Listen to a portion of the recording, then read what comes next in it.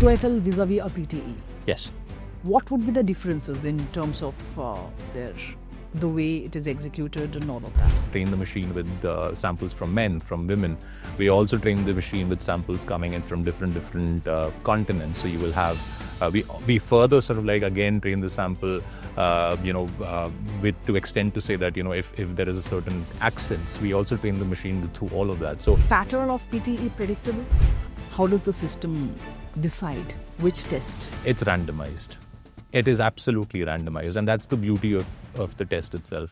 Hi, I'm Sashwati Sarkar and you're watching The Times of India. Today, we are diving deep into the evolving world of English language testing and global education access. Is AI-driven testing the future? Can computer-based exams like PTE truly be fair across India's diverse accents? And with traditional study abroad destinations facing headwinds, are Tier 2 and Tier 3 Indian students ready to pivot to Europe? We are unraveling all this and more, starting from the NEP's global vision to real-world prep advice for the next-gen student. Joining us for this discussion is Prabhul Ravindran, Director of English Language Learning at Pearson India. Welcome to the show, Prabhul. So, Prabhul, Pearson's PTE academic test has seen strong traction in India. What role does PTE now play in the global study abroad ecosystem, especially for Tier 2 and Tier 3 cities? Sure. So let me just take a step back and give you an idea about what PTE is about. PTE, which is Pearson Test of English, is a global standardized English assessment tool that's used by governments worldwide for immigration and study purposes. It's in terms of acceptance, PTE is accepted 100%, has 100% acceptance in countries like Australia, Canada, Ireland, 99% acceptance in UK.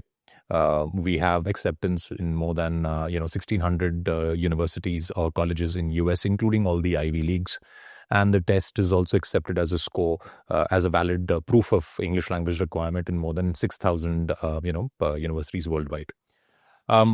One of the reasons as to why we've sort of like seen a lot of traction specifically in India is due to market share gains that we've achieved over the past 2 years, growing market share gains over the past 2 years. And which has sort of like also helped, in globally for us to sort of like really cross that 1 million tests mark worldwide for PT. It's sort of like, it's a test which is sort of flexible and very, it's an AI-based test and accepted by, almost every single test taker in the current circumstances. And if you specifically look at Tier 2 and Tier 3 cities, where aspirations are really associated with going abroad, with better job opportunities, with higher, better, higher pay scales and things like that. It's always an aspiration to sort of really look at that as a dream. And PT sort of like does end up coming as a natural new age choice for people who are coming out of Tier 2, Tier 3 cities, because aspirations are something which will never sort of like die out. I would like to add one more question here. How does PTE compare with other language assessment tests worldwide? So PTE is as is with other language assessment tests, the general ask is for us for a test to sort of specifically look at or test an English language skill, depending upon what every single state governments can want. So there are different countries who have different requirements when it comes to immigration and study. And all assessments, specifically the basic premise of all assessment tools is to test out that English level. Different tests use different methodologies. PT is a AI-based test, where across all 4 skills, which is speaking, listening, reading, writing, are tested across AI. And we do that, not just through AI, but a mix of human invigilators as well as AI-based things. And when I talk about AI, I talk about machine learning, which is a different form of AI, not generative AI, but a machine learning AI, which through which the test sort of like really formats up. And the sort of advantage, I wouldn't say the advantage, and one of the key USPs of the test is that our machines have been trained on different dialects, close to 200 dialects. We train our machines up with more than 200 dialects, and it's a continuous training. So the machine keeps on learning in terms of what it is. So effectively, what I'm trying to say is that it's unbiased, right? So, we do not sort of it In removes. terms of acceptance, PTE vis-a-vis other language assessment tests. So, if you look at it from that point of view, we are almost accepted worldwide. So, just to sort of like give you, as I said in the past, in percentages, 100% acceptance in countries like Australia for both study and migration, 100% acceptance in Canada, 100% acceptance in Ireland. And it's treated equally like an IELTS and... Absolutely. As I said, there are tests, which the basic premise of all tests is to sort of like identify an English language score. Different governments choose different tests as their parameter to for a certain acceptance. Robust tests have more acceptance, of course, from wider governments, and depending upon what there is. A TOEFL vis-a-vis a PTE. Yes. What would be the differences in terms of the way it is executed and all of that? Well, see, as I said, the ethos of both the tests remains the same. Right. Both the tests. The ulterior motive is the same. Of course, the ethos. The method of testing is different. Of course. So different tests have different tests have different question types. The different tests have different parameters to check. Different tests have different ways to sort of methodologies to sort of like really how they are checked. So there are certain tests which have, who deliver a pen and paper based format. There are certain tests like us who deliver online tests. You have to go to test. And the nature of questions, is there a difference? Like how different? Of course. See, the nature of the content of the questions, of course, it is different. You will not find same type of questions being replicated in other tests. But as I said, the intent would, of course, would be the same. So, for example, if I was to just take a, specific, just an example, for example, writing as a skill, different tests would deploy different questions to achieve that or to find out that score. While one test may ask you to write a paragraph, the other test may ask you to write an extempo, the other test may ask you to write a speech, and they give you different contextual, situations. But the intent is all of them are trying to understand, what is the clarity in the way you write, what kind of words you use, whether there is cohesion and things like that. The intent is to figure out what the score is, and how they achieve it is different for different tests. But the intent and the ethos of the test remains the same. All tests are trying to do the same thing.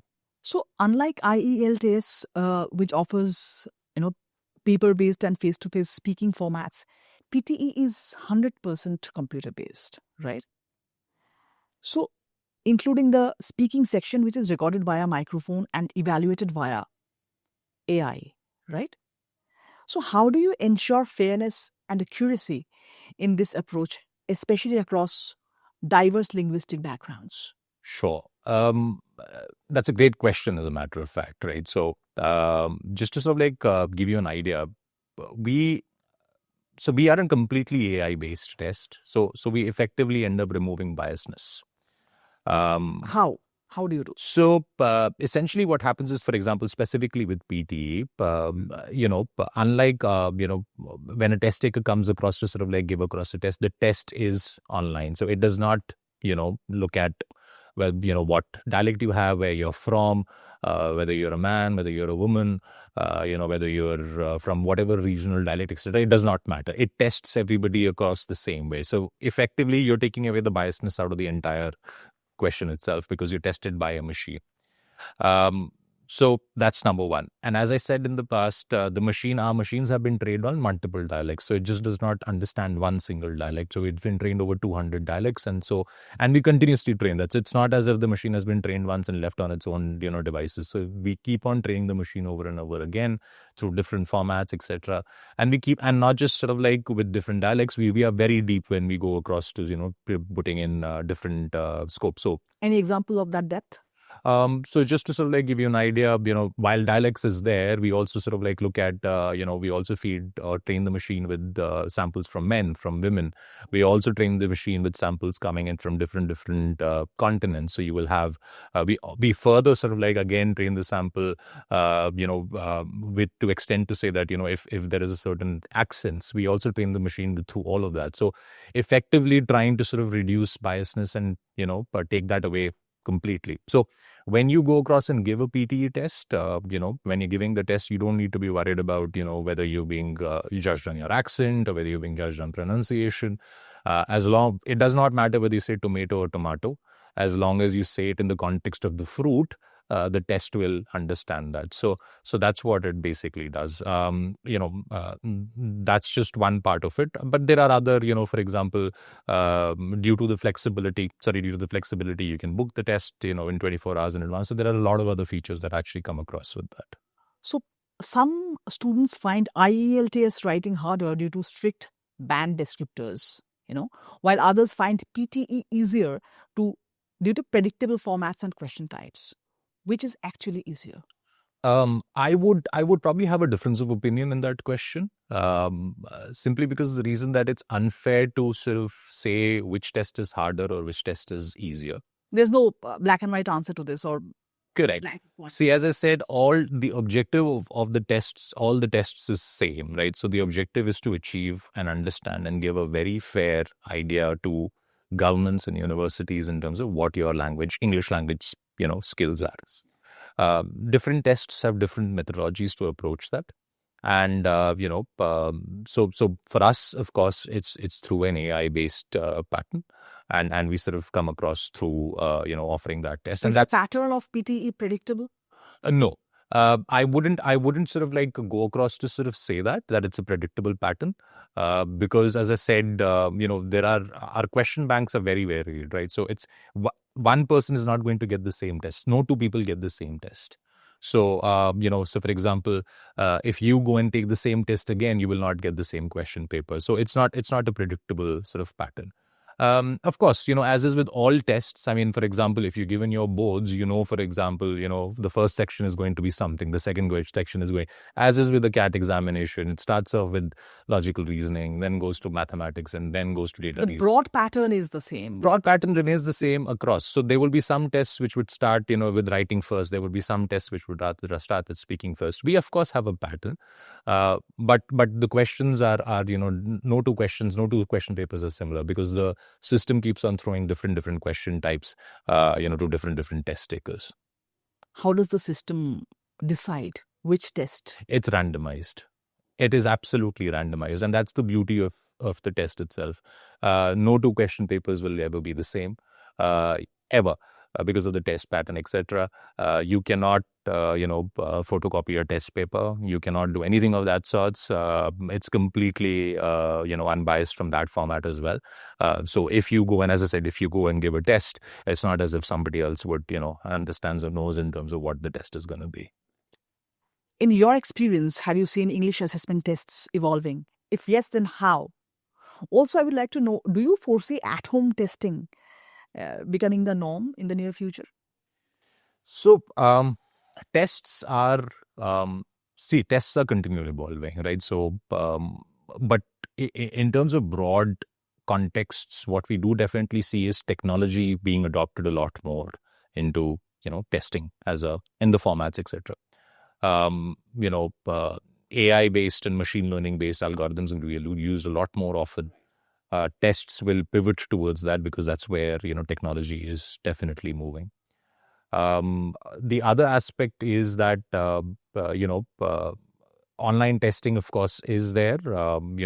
As for example, it was not there, say, 15 years 15 back. years ago. Our tests are completely online. Of course, they're done at a secure testing center, because that's the demand of what the current situation requires.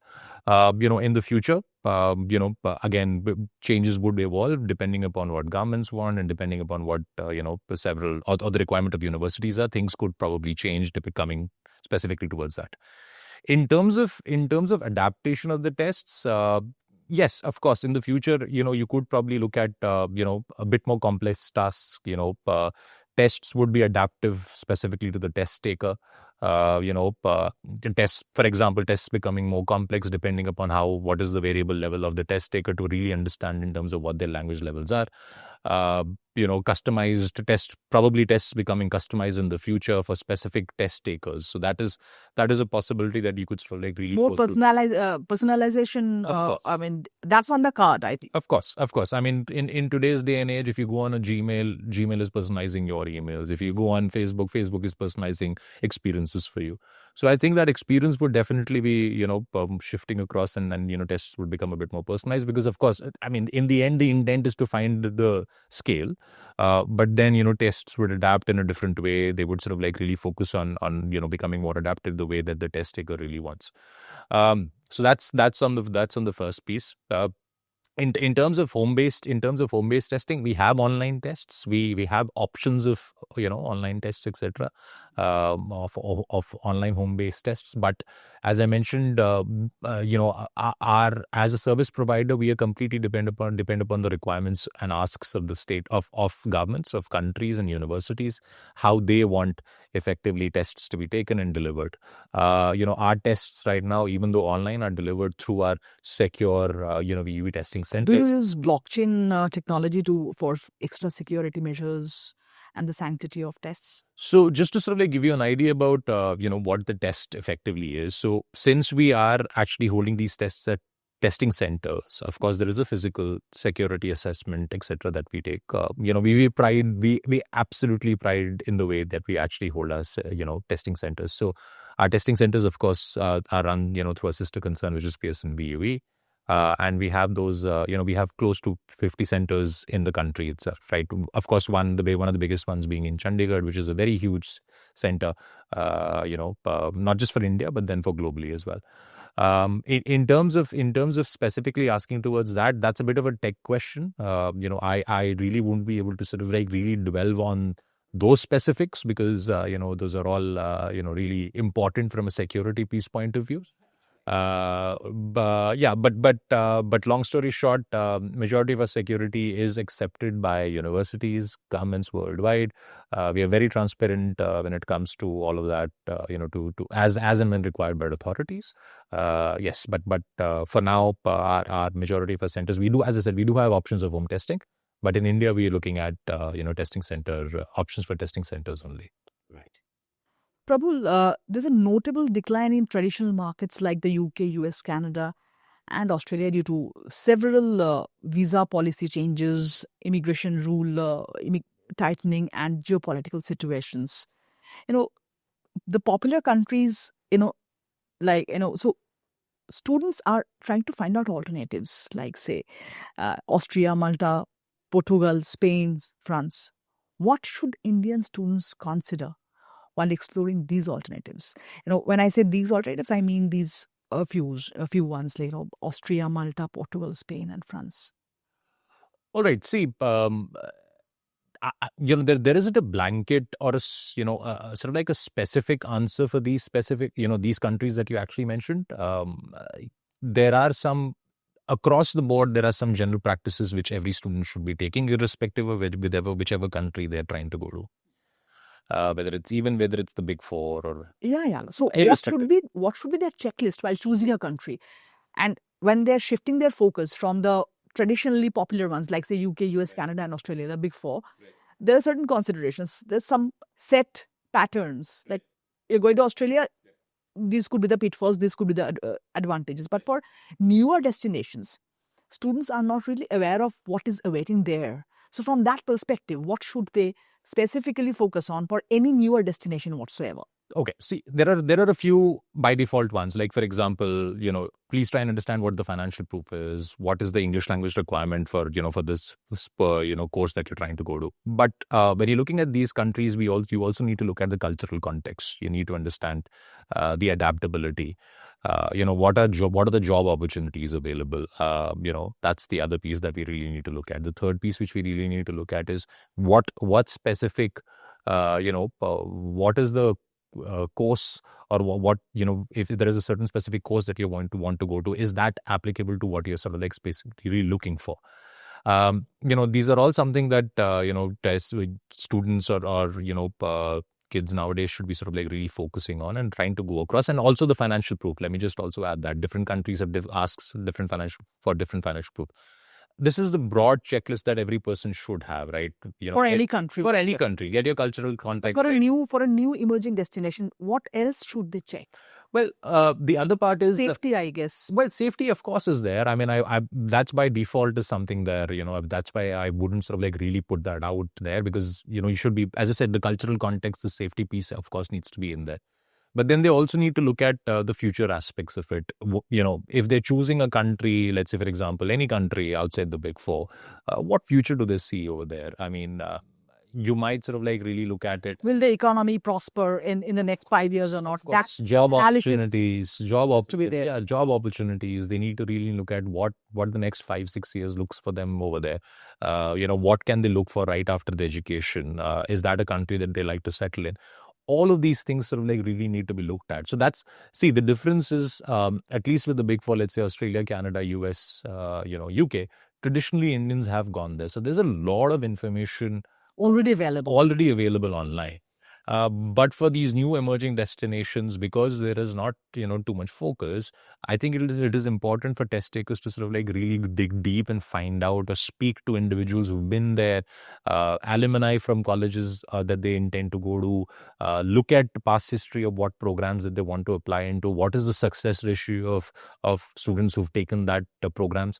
All of that really needs to come through. And there's a lot of research that, test takers need to do. It's not just themselves, but then, take help from others, maybe take help from their, support, people who are trying to support them. But then all of this research needs to come through because it's a lot of investment, right? It's a lot of investment. It's not just on from a money point of view, but from a time point of view. And it's their future. So I think a thorough research definitely warrants that. So that would be my recommendation. Right. So that brings me to our last question of this session. If you were advising a 17-year-old from a tier 2 or a tier 3 Indian city today on preparing for their global educational journey, what would be your most important piece of advice in terms of language learning? Well, the first thing would be, the first is specifically for kids nowadays would be try to bridge that gap from traditional learning to, what the industry wants, right? So everywhere it's a communicative based, but as I said, it's a traditional format of sort of like learning. So that definitely needs to sort of change.